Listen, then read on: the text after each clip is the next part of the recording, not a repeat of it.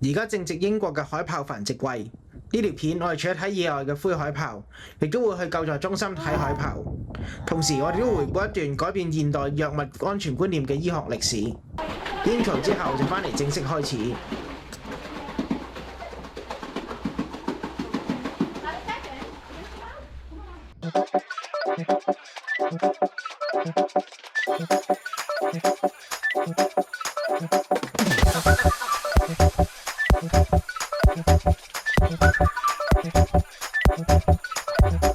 每年秋冬之交，英國海岸線都會出現一個非常特別嘅自然現象——海豹季。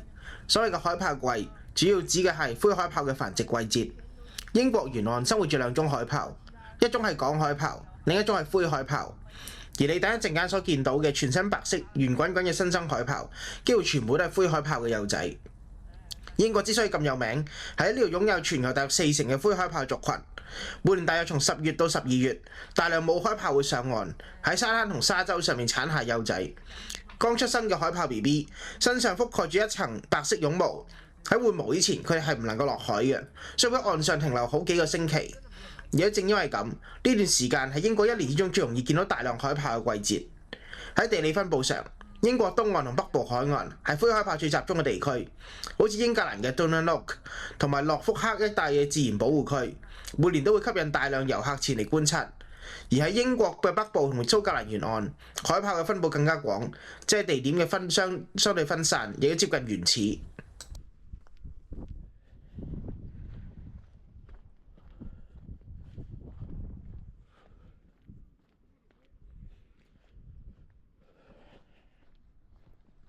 呢度係 Dandenong， 位於英格蘭東岸林肯郡，亦係英國最知名嘅灰海豹繁殖地之一。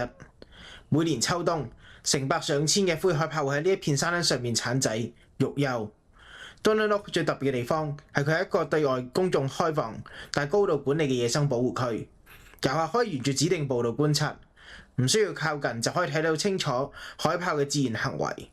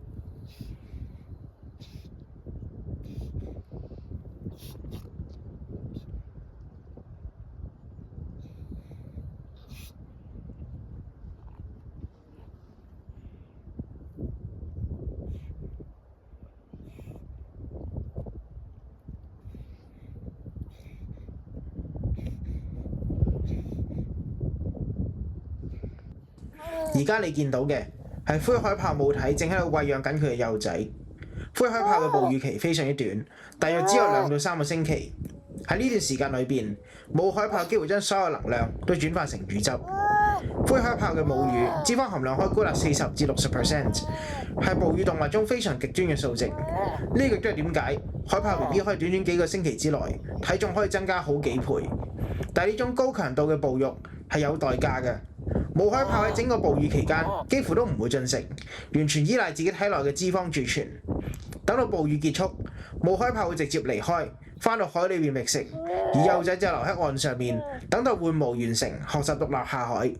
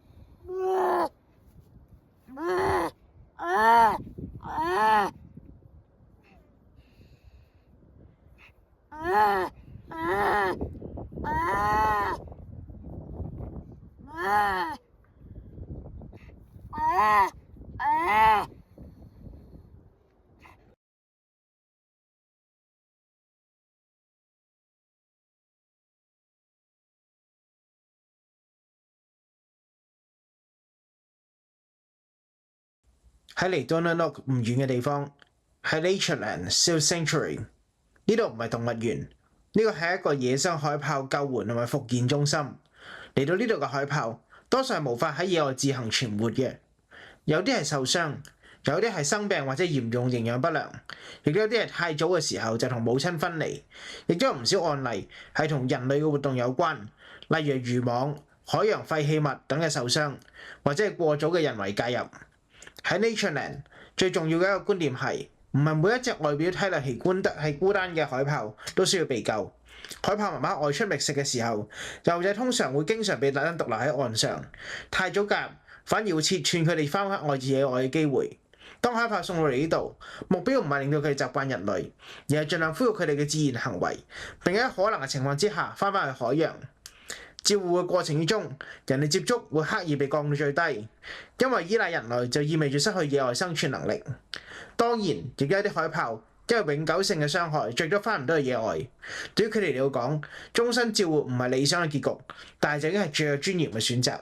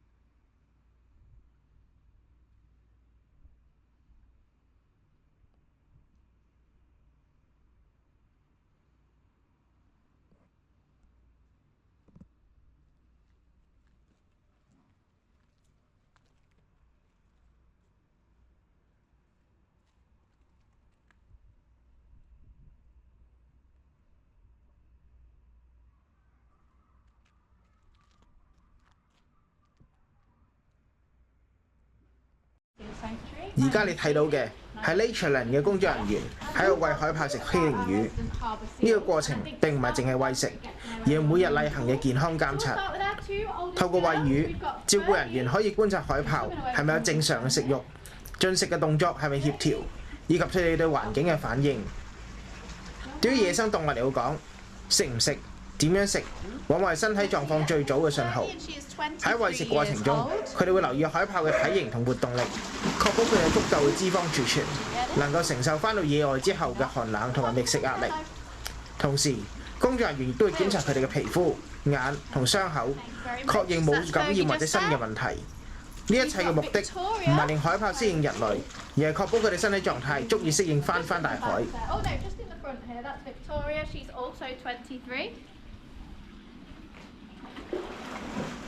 And then next up we've got Ollie. Just give him a wave.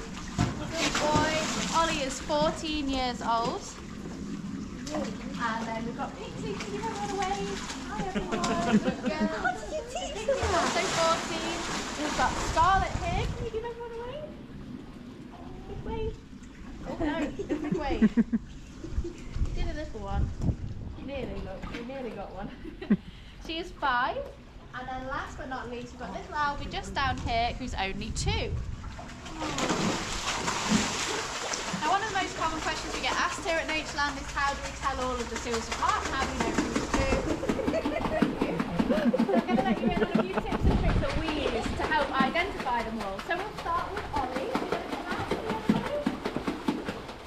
on out. Good boy. So Ollie's our only adult male in the pool. He's a bit bigger than the other females. He's also slightly darker and has a wider head.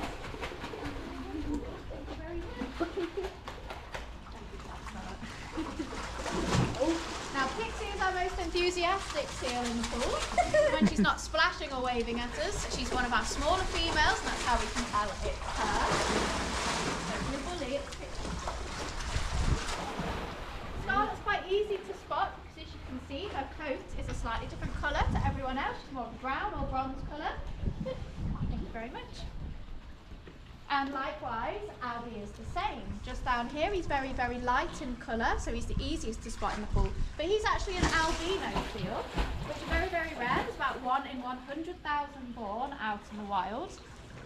So when he opens his eyes, they are bright red and they're very sensitive to light, so he does tend to keep them shut because it's more comfortable for him. But he can see a little bit. He's a bit hard on hearing as well. What their whiskers are so sensitive that they can feel vibrations in the water as other seals move around them, so he can make his way around the pool just fine. And when it comes to our last 2 girls, Victoria and Fergie just here, we have to look a little bit closer because they look very similar. So Fergie has a little scar on the top of her head, and Victoria has some pink spots in her fur. Come out.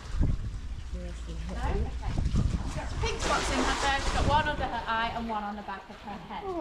Now the average lifespan for a seal is around 35 years old for females and only 25 for males. We've had 2 females live with us here previously at Natureland. They got up to the grand old ages of 41 and 44. So they can live a little bit longer in captivity. So these guys are our resident seals. That means they do live with us here at Natureland. They were all originally rescued, but for different medical and behavioural reasons haven't been able to be released back out to the wild. So for example, Scarlett just here, she has a hole in the roof of her mouth, which unfortunately does go through to her nasal passage. Now it's a disease that is now commonly known as mouth rot. So she was the first one we rescued with these symptoms. We hadn't seen it before, but it does mean that if we were to release her back out into the wild, they dive down to about 500 metres when looking for their fish, and if she was to swallow any water, it could go straight through to her lungs, and then she just wouldn't survive. She's also now more susceptible to illnesses like pneumonia as well, so the decision was made to keep her here, so we can monitor her closely, we can make sure that she's healthy and she's happy. Now another way we can make sure that our seals are all happy in the pools is that we fill all of our pools with natural seawater. And that comes straight from the beach behind us over there. Scarlett. Now the water from the sea is filtered through 6 feet of sand, and then it comes through our systems and then through the pipes at the end of the pool, and that just makes sure that it's nice and clear and clean for our seals. But another way we can make sure that they're healthy and happy is by monitoring them closely through husbandry training. Guys, we are very loud today. So in husbandry training, it's important for us to do that. It creates a nice bond between us keepers and the seals, but when our vet comes to visit, it makes it a lot less stressful on both sides if our seals can offer us behaviours that we're asking for rather than us having to restrain them. So I'm hoping my A-star student here is going to show you what we've been working on. So the first is to check their claws. So can we have a look at it, please? Can I look at this one? Lovely, thank you. You're going to give me yours as well? Thank you very much. Good job. So they use their claws for a couple of different reasons, mainly in the summer months when they are molting, which is where all their fur falls out, and they get a brand new coat. They're incredibly itchy at this time. They use their claws to scratch out excess fur.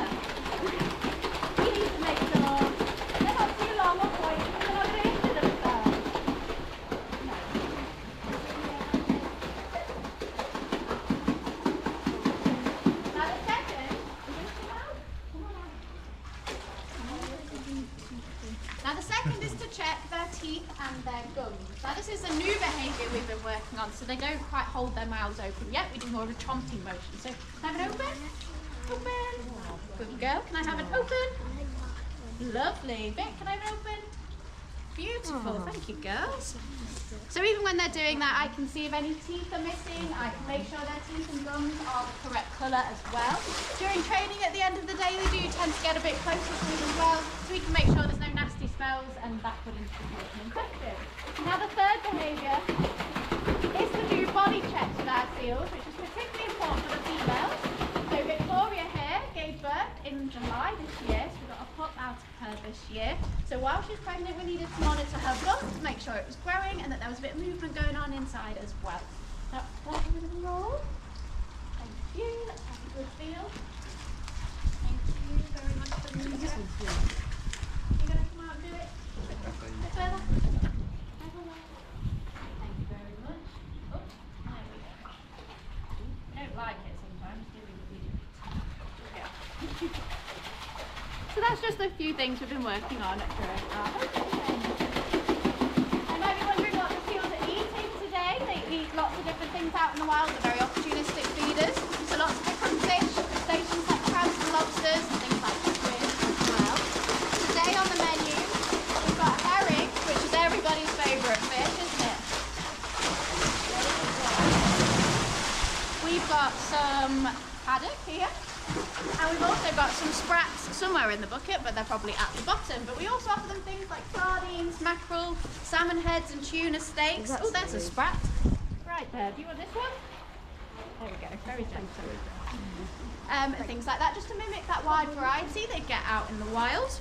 When they're hunting for their food, they can reach speeds of about 13 miles per hour. So we haven't got a lot of fish left, but I'm going to throw a few around to see if they'll demonstrate just how quickly they can swim. Right, are we ready? We've got to go in. In we go. Not lazy, come on, in we go. Ollie, the wrong end of the pool. Are we ready? Oh, my God, I didn't move.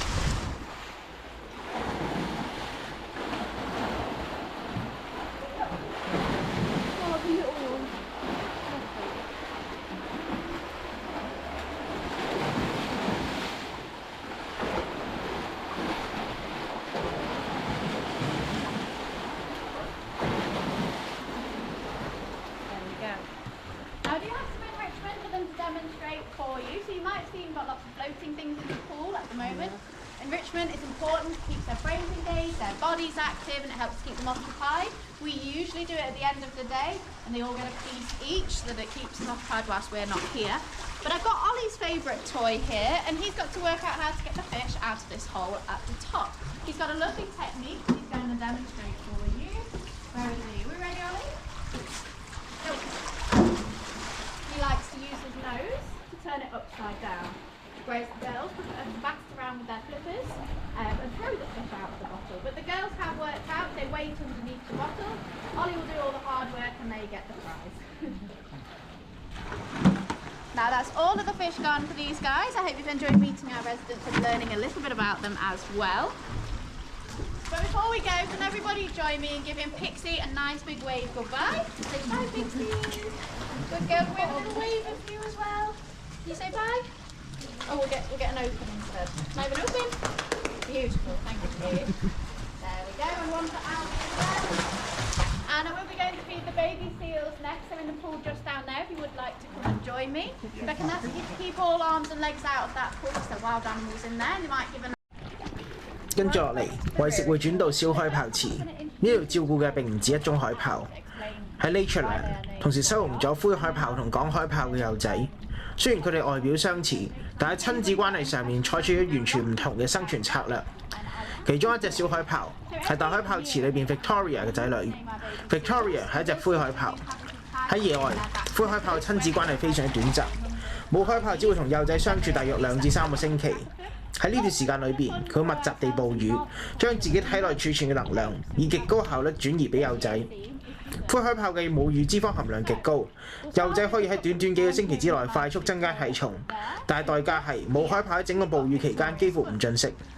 一旦哺乳關係結束，呢段親子關係都隨之結束。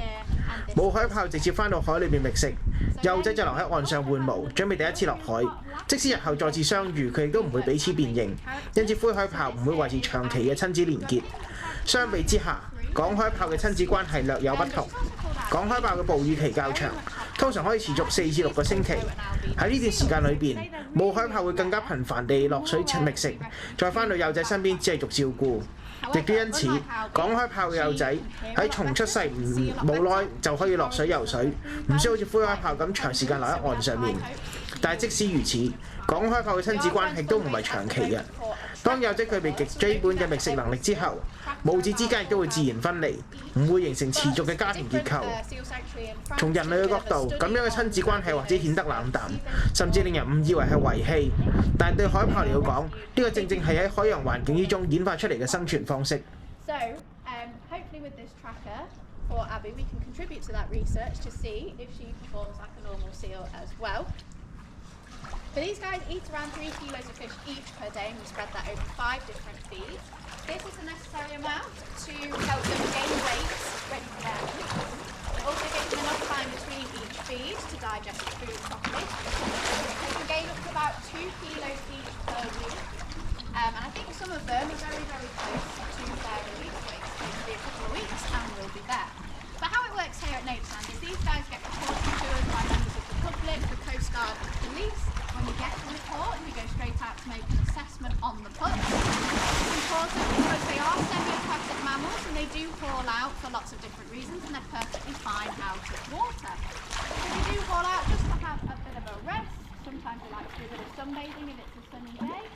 In the early weeks of their lives, they are still with mum, and sometimes mum will leave them on the shore to have a bit of a rest while she'll go and fetch herself some food. So it's important to remember if you ever come across a lone seal on the beach, please give it as much room and space as you possibly can. It's all a sanctuary if you're concerned about it. It will come out and see if it's in the house. It could just be resting, so it's best to give them as much space as you possibly can. Now there's lots of different reasons why they need rescuing as well. So if it's stormy like it was last night, they can get separated from mum in bad weather. Sometimes mum decides she's not feeling very maternal, she might choose to abandon her pup. They can get lots of different illnesses. The main ones we get are lungworm, pneumonia, sealpox and mouth drops. And then it can get lots of different injuries as well. So we get lots of bite wounds, which could be from other seals or unfortunately from some dogs walking on the beach. A big one that we're tackling is marine litter, so fishing line, fishing nets, even things like the ring frisbees that we play with on the beach. When they're this age, they're really inquisitive. They like to stick their heads through anything that can fit through and they'll carry it around and play with it. But unfortunately, as they grow, these objects don't. We've seen some very nasty net wounds come in from things like the frisbees, but also things like toy strings and kite strings. So we try and remind everybody that when we're out enjoying our natural spaces, to whatever we take with us, we must take home with us, put it in the bin, just to protect our wildlife. Now here at Natureland we rescue between 60 and 70 pups each year, and that is harbour seals like these 4 here and grey seals, which we are just coming into their cutting season now. Our rescuers are actually out on a rescue now to go see for orphan grey pups, I think, so they might be bringing that back later, so if you do stick around you might be able to see that at the hospital when it comes back. With that, it's quite expensive to do the rehabilitation work. Each pup on average costs £2,000 to fully rehabilitate. So I just want to say a huge thank you to you all for coming to see us today, because your admission fee and anything else you spend whilst you're here does come back into the work that we do, and it really does allow us to continue. We don't get any outside funding, no government grants, anything like that. We do rely on people.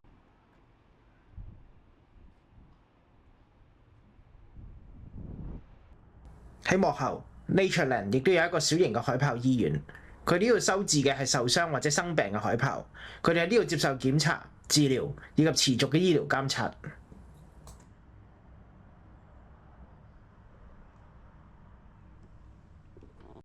喺 Natureland 亦都可以見到啲其他動物，佢哋各式各有不同，有啲係長期照顧，有啲係教育展示，但係呢個地方嘅重心始終都係海豹嘅救援同埋復健。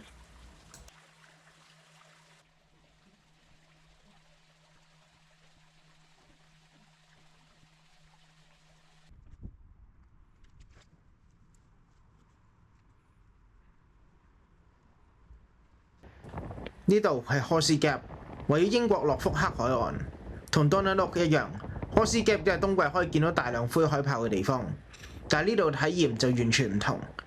呢個係一片開放嘅自然海灘，唔係設施完善嘅保護區，冇圍欄，亦都冇固定嘅觀景步道。海豹同遊客共享同一片空間，呢個代表喺呢一度保護唔係靠硬性嘅界線，而係仰賴每個人嘅自覺同克制。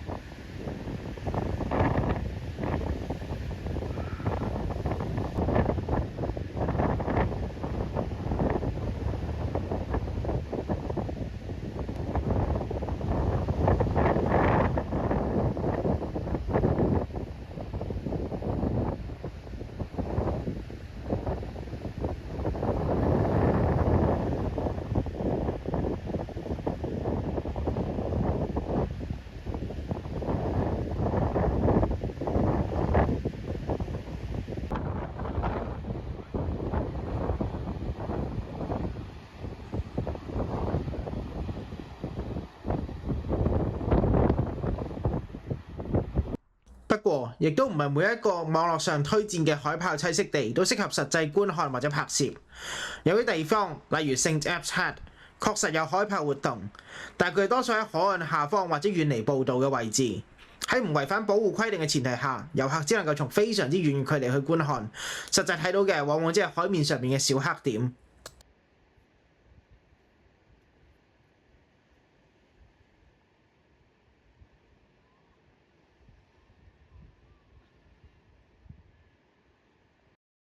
啱喺旅途中，我哋反覆提到海豹呢個詞。喺醫學裏邊，呢個詞都曾經出現過一個極其沉重嘅診斷名稱裏邊，海豹肢畸形。